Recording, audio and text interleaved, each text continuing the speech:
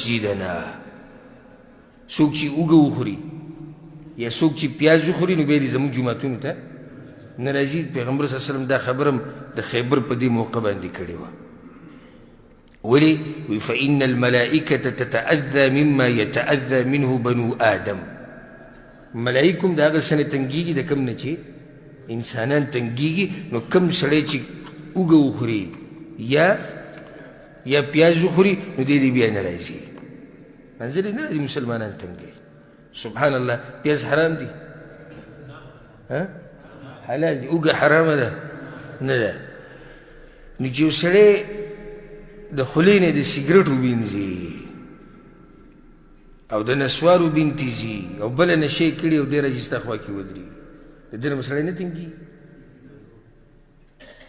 هغه من باب اولا شو چې حلال شی پیغمبر صلی الله علیه وسلم یادوي چې د دې وخوړو بیا جومات ته مه راځي. خلک د نه هم تنګېږي، ملایک د نه هم تنګېږي.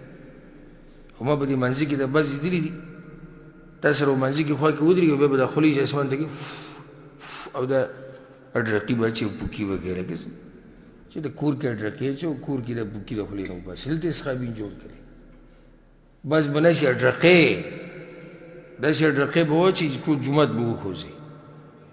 او ځکه په دې موقع باندې یو نصیحت ټولو ملګرو ته هغه دا دی، دا یو نیم سړی په دې جومات کې پرنجې کوي، سم شي غرب ترې وباسي.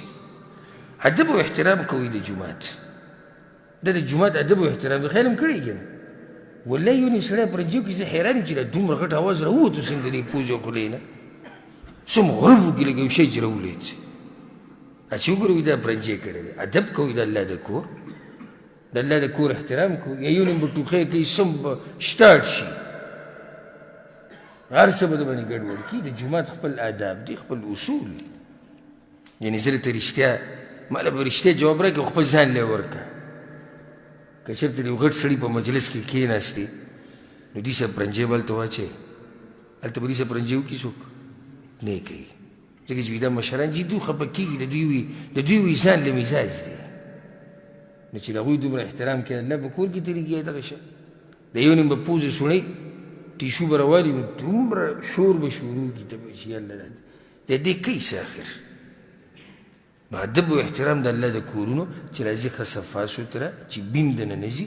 ځکه پیغمبر صلی الله علیه وسلم وایي چې چا اوږه وخوړه یا چا پیاز وخوړو یا داسې بل بوټی لکه مولی شوه، مولی هم داسې ده چې بیا انسان د خولې نه بین ځي او سړی پرې تنګېږي، بیا دې جومات ته نه راځي.